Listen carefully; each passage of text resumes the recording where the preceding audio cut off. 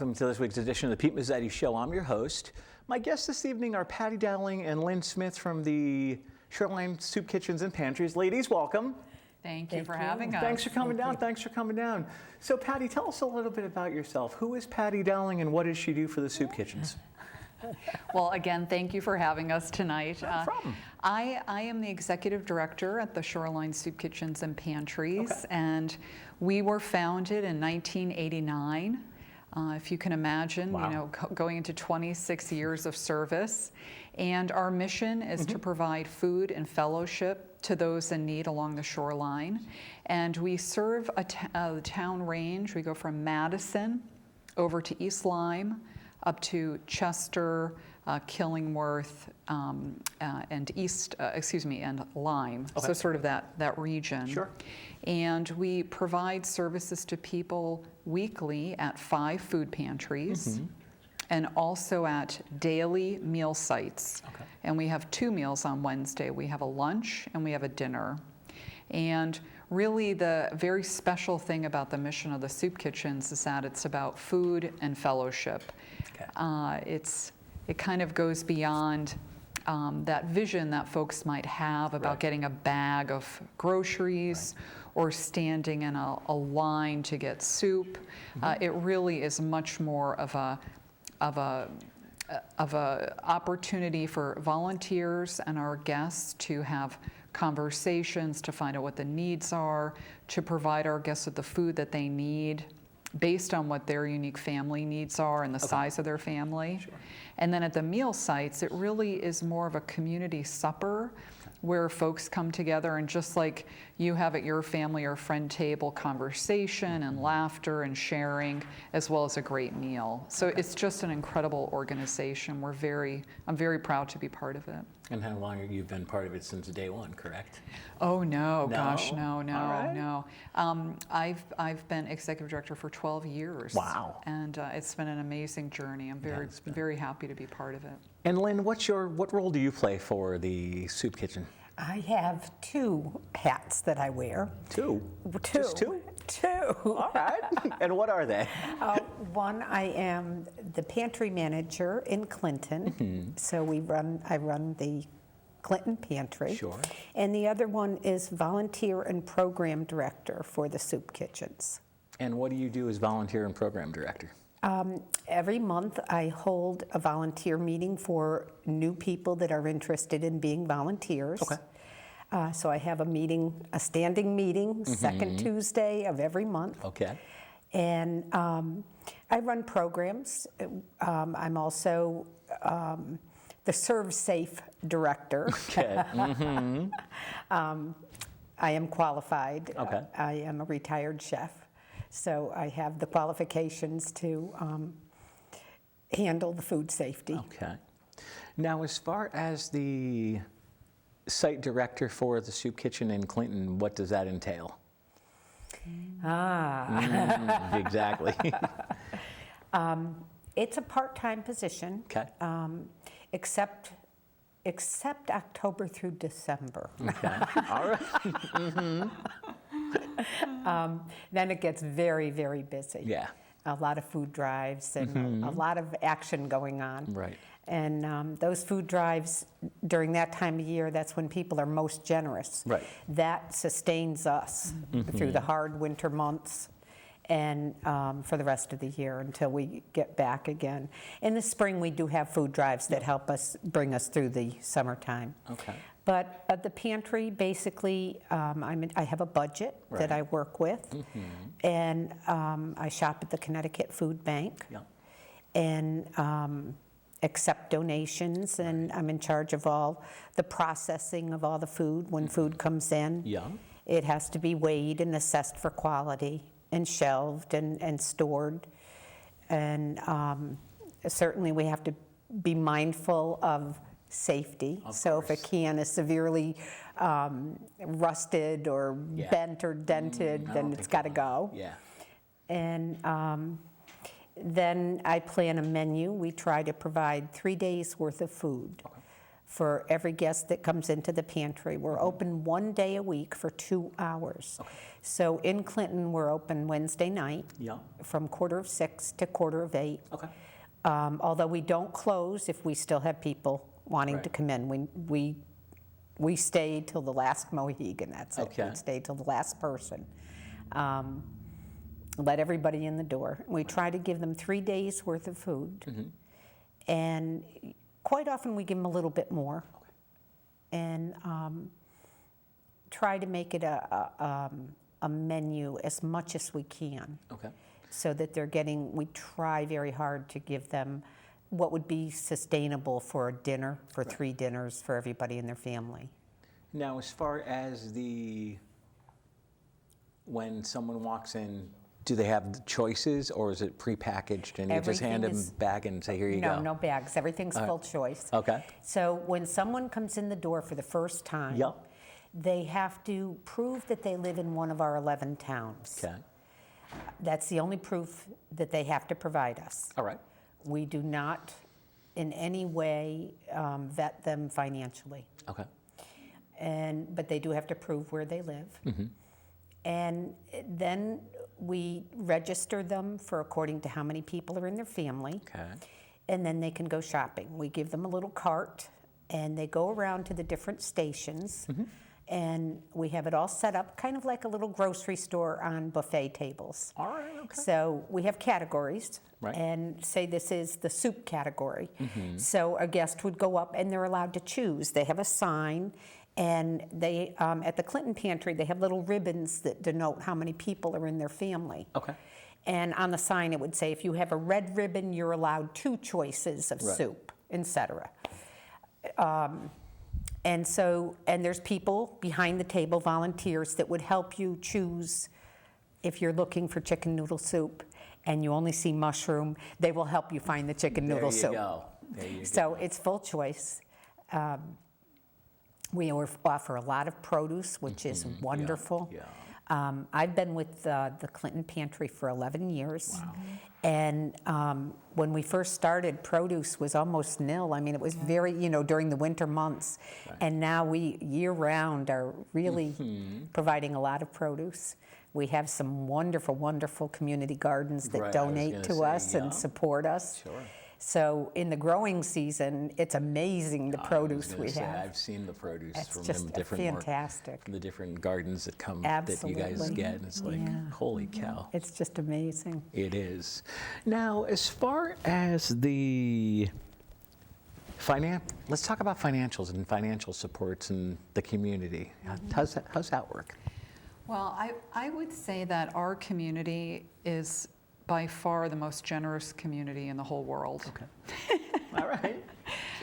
It is, we are funded almost entirely by individual donations. Sure. We do have foundation grants, foundations that we apply to, grants that we apply to. Okay. We have an incredible corporate challenge in the fall with Carter Gowrie and the Gowrie Group. Okay. But the primary support are individuals in the community. And it's many people coming together to answer that call to give us a financial donation. We do not receive any state or federal support. And so for us, we believe strongly that the Soup Kitchens is a steward of people's support, that a donor is choosing to make sure that people are fed in their community, and they're picking us to make sure that that mission they have comes alive and comes to fruition. Sure. And so we are a very frugal organization. We are constantly trying to stretch donor dollars as best we can. And one of the unique things about the Soup Kitchens is how much we rely on volunteers. Right. I think that many groups have large pools of volunteers, but what we have found at the Shoreline Soup Kitchens, I think last time we counted it was over 950 regular volunteers. Wow. And I mean regular, I mean every week doing some role, whether it's helping at the Clinton Pantry, setting up the food on the tables, to going to a grocery store and picking up the food in the collection bin that you might see when you go shopping, to helping write thank you notes, to putting information on our Facebook page.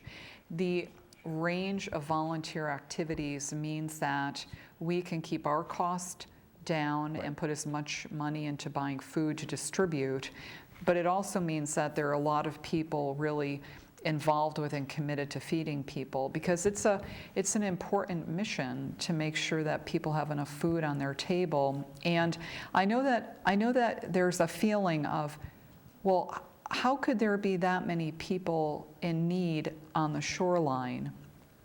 And we know when we look at our numbers at the end of the year that there are, for example, in Clinton, we had 1,508 people who lived in Clinton registered at one of our pantries. Wow. The vast majority of those people come regularly. They may not all go to the Clinton Pantry. The time might not work, or perhaps they want to have a little more anonymity by going to a different town pantry of ours. But that's an example of a number that feels just to be so large, but really represents people who, a lot of them are working. They may be working but aren't earning enough money to sustain their family. They may be experiencing a crisis, whether it's a medical crisis, a transportation, a crisis, a job, or a housing crisis. And so the Shoreline Soup Kitchens and our pantries, not only can we help them with food, but really, and I think Lynn can talk about this too, what happens is people come to the pantries, they go to the meal sites, they form a community, and they help each other, and the volunteers also have information about resources in the community. So the climate of our area today is a very generous community who's working very hard to try to help people survive in a good way. And it's a really powerful thing. It really is. Now, before I forget, if people want more information on the organization, where should they go? Best place is our website, which is shorelinesoupkitchens.org. Okay. And what types of information can people find on the website? We have a great website. Everything. They can find out where and when they can make a food donation, including a fresh food donation. We have information on every day of the week where you could drop off a fresh food donation if you have that. Also on how to volunteer, the orientation, and then what programs need help. Each of our sites has their own page with information about when they're open, what's available at that site, the faith community that is hosting that site. All of our financial information, if you have any questions about looking at our 990 or our financial statements, they're all on there. And the ability to contact the staff. It really, as well as links to more information about hunger or social service programs to help you. We really try to consider who's coming to the site, and if you're someone in need of help, you can easily find information about that. And if you want to volunteer or donate, it's very easy to get information about that too. Would you guys mind sticking around for another segment? We'd love to. We'd love to. We'll be right back.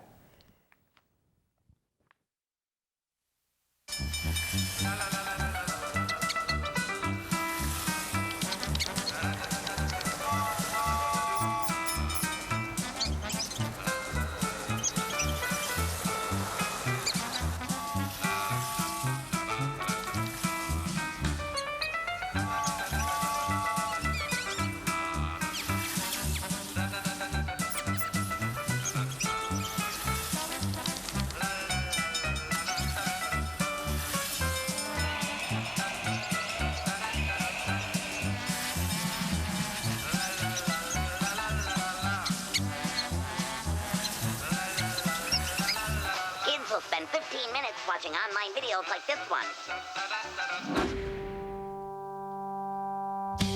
Brushing for 2 minutes now can save your child from severe tooth pain later. 2 minutes, twice a day. They have the time. And welcome back to this week's edition of the Pete Mezzetti Show. I'm your host, sitting here with Patty Dowling and Lynn Smith from the Shoreline Soup Kitchens. Ladies, welcome back. Thank you. Thanks for sticking around for the second segment. So, ladies, we started talking about the Shoreline Soup Kitchen, and how I want to open this segment is let's talk about statistics on the soup kitchen and how financially or donation-wise people can get involved. Okay. Well, when we talk about sort of the numbers, right, they always feel overwhelming. You know, they always talk about some people are really interested in the bottom line. Right. And then other folks sort of want to hear more of the stories of the people. And when we look at the numbers, what we know is that on average in our 11-town service area, roughly 5% of the population is living at or below the federal poverty line. Really? In addition, brand new numbers out, about another additional 25% are really struggling to make ends meet, meaning they're not quite earning enough to even assure the basics for their family. So that is why we have so many thousands of people registered at our 5 pantries. And last year we had a little bit over 8,300 people from those 11 towns who registered at one of our pantries. And we know, and we urge people who are watching this, that if you are in need and you maybe don't know about us, please come. You know, if you live in Madison over to East Lyme up to Chester or Killingworth, you are welcome to come. Right. And, you know, go to our website or call us and we can help guide you to the closest pantry and the time that you can come to. Our meals, when we talk about the financial side of it and working to be a frugal organization, today, because we shop at the Connecticut Food Bank, because we get so much donated food, we're able to provide a meal's worth of food for 39 cents. And so that is leveraging those donated food items and also the food bank food. And then the remainder of that cost is our purchasing of wholesale food to round out the food distributed. But still, we can feed people very inexpensively, you know, 39 cents a meal, and knowing that we gave out almost 1 million meals last year worth of food, you know, you sort of realize how important it is that we're getting donated food and that we're using the food bank. It's really why it happens and how it works. Now, with the state of the economy, how's the food bank holding up? Is it?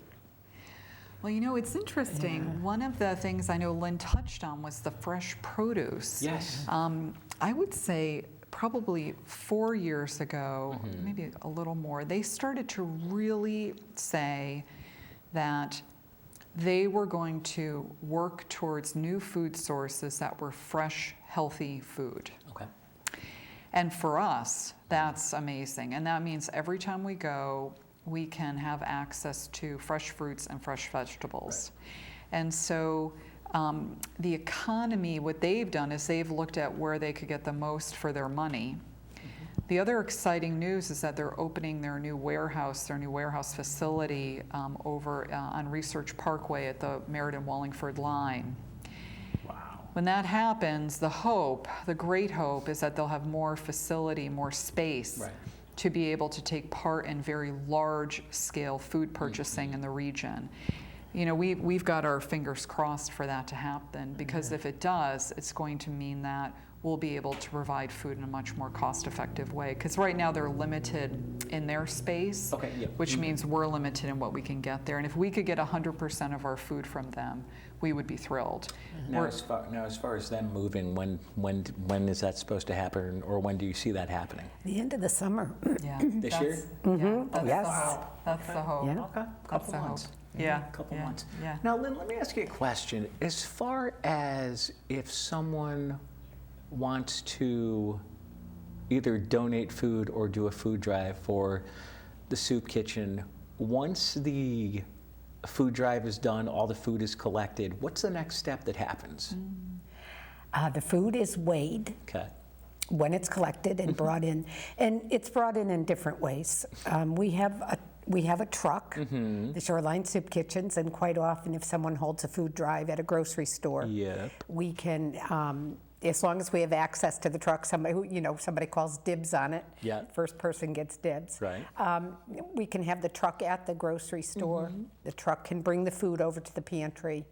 And then a team of volunteers will take that food and weigh it, and record it, and assess it make sure it's safe, Right. no exploding cans. Right. And then shelve it. And put it in its category on its shelf. Yep. And that's it. Then we record the amount, and we let the donor, whoever ran the food drive, or the donor know how much they gave us. Everything we do is on pounds, not on dollars. In the Right. pantry itself, it's all on pounds. And when we send thank you notes, we thank people for X amount of pounds that Right, they of food, donated. exactly. I think one of the great things too, there are so many groups who do food drives, scout groups, schools, clubs, faith communities. Yeah. And one of the best moments, of course, is when, you've got kids, they did a food drive, they work out an arrangement with the site manager, they bring the food there, they weigh it, they help shelve it, and they hear who's getting, how does this work at this Right. place? What is this place? And we talk to them and teach them Yeah. all about what goes on and who Yeah. the guests are. They're full of questions too, Really. Yeah. and very educational. I was going to say, you and I have met the first time you and I met was at a local food drive in Clinton. That's right. That's Not- right. Bunch of years ago. And Yeah. actually, you and I were at a food drive not long ago and with the Clinton Police Department, and Yes. the one of the officers looks at me and says to me, he's like, the organizer of this event we can always count on it being cold, rainy, or snowy the day of the event. And guess what? this year, I think it was. It was, because it was not long ago. But I'm not out But there. it was fun, though. I'm not out there with you guys, yeah. in the weather. Yeah. But we get more nice. donations. But we had a when good it's time, bad though. weather, we get more donations, yeah. Peter. I mean, People feel bad. feel bad for you. us. Standing out there, it's like cold and snowy. It's like, I feel bad for you guys. Well, it just sort of points to the good news of the soup kitchens, Right. right? That in the midst of all the bad news we hear, Right. you There hear a is some story good like news. that. Right. The police people, the fire people, and all that they're doing. They're out there collecting food for those in need. I mean, it's a very hopeful thing. They just did, I believe not long ago, the fire departments Yes. The did, firehouse Yes. food the firehouses Yes. did a food drive? Yeah. Yes. How did that benefit you guys? And Absolutely How did it work out? How did it awesome. go? Because I remember, I actually Oh. live in one town, work in one town, and I actually was going to both, so I stopped by both firehouses in the town I live in and the town I work in, and made a donation to both. Thank It you. was just awesome. you. Yeah, Every year it gets better. It really does. Yeah. I think this year it was over 6,000 pounds was collected that day. Can you I imagine know. that? I know. Holy cow. Isn't that Just amazing? amazing. It is amazing. Yeah, Yeah. it's great. And the volunteer, they're volunteer firehouses. Yeah, I know. And so they're giving up their time to collect food. That's what I'm saying. The hopefulness and the goodness of people. It's really overwhelming. It's Exactly. really great. Now, is there a time if somebody wants to have a food drive, is there a time of the year that is beneficial rather than Yes. not? Is it the summer months in the that work middle of better? or the winter cold? when it's the We'll always coldest. take it. Right. You'll We'll always take it. You'll always take But it. But midwinter, January and February, Right. yeah, no, and midsummer. Yeah. Nobody wants to go out in the heat. No. July and August. Well, everybody's on vacation. Exactly. And, groups are just not meeting. No. It's summer. Right. So those are two times that are very slow for us. That Okay. By the end of August, beginning of September, the pantries are starting to really feel the crunch of needing food drives. They're starting to really hurt. Yeah. The shelves get bare. Yep. Now, and Patty, let me ask you this question. As far as I know, when I go grocery shopping, I see the bins inside the supermarkets. Yeah. Is that you guys? It Yes. is, yeah. Okay. And they're usually, clearly marked. And what we tell people is, don't worry so much about worrying I'm not going to put the right thing in there. Right. If you're going to eat it, other people eat right, it. exactly. And those 10 for 10 sales Yeah. are the things that they are on the end of the aisles. Those are always things that we can take. And, Absolutely. just consider buy one, get one free and throw it in the bin. And what we are very fortunate is that we've made a lot of community connections. Okay. And one group are the folks from Sarah, Sure. who go, and part of one of their jobs is to collect the food and bring it over to our pantries. And it is, again, another example of all the community coming together, everybody finding a time and a way to make their goal about feeding their neighbor happen. And if you're interested, however much time you have, whatever your skill is, call us, and it's so amazing. We kind of talk about it, like we'll put something out in the world, we wish we had help with this. Literally, the next day, someone calls and says, I want to help with this. And a lot of times, they're a match. And so we urge people to give us a call. We'd love to hear from you. Now your offices are obviously local, and there's somebody there business hours to answer the phone, or? Yeah, the 388-1988 number, you can call, and more often than not, there is someone to answer the phone, but if not, leave a message and we'll call you back as soon as possible. Okay. And if people want more information on the website, where can they go? ShorelineSoupKitchens.org. Okay. And we also have a Facebook page. I was going to say, what's this? I'm going to say, and obviously the Facebook page information, and you can get that off the website as well? Yes, yeah, Okay. yeah. And obviously it has all of the meal sites and all the site information. And One of the special things is that we're hosted in communities of faith all along the shoreline. Yeah. And so we have great information about the host site too, so people can get directions, they can figure out where it's at, what time to get there, so that they're not nervous about going for the first time. Exactly. Yeah. Exactly. Now, before we say goodnight, let's talk about how the pantries work, examples. Let's talk about Clinton, the whole week of work, and how it happens, and guest participation, and what can guests expect. Okay. At the Clinton Pantry, Yeah. they're all pretty similar. All right. All the pantries. Guest comes in, Yeah. and the first thing they do is register. And they have to register once every year. Okay. So even if you were a guest last year You have and to you come this year, you have re-register to this year. re-sign up. Okay. And prove where you live, that you live in one of our 11 towns. And then you're in. You're in for the rest of the year. All right. And you're given a ribbon Okay. according to the size of your family, and you take that ribbon, and it has Velcro, and you put it on your cart. And as you walk around and shop, all the volunteers are there to help you. They can see your ribbon. They automatically know Okay. to tell you how many in one particular category you can take. Gotcha. And we have, they go around they get all their canned items, packaged items, and then a lot of produce. Okay. We have 2 big, huge banquet tables worth of produce, so usually 6 to 8 categories. Gotcha. And we help them to their cars when they're done shopping. All right.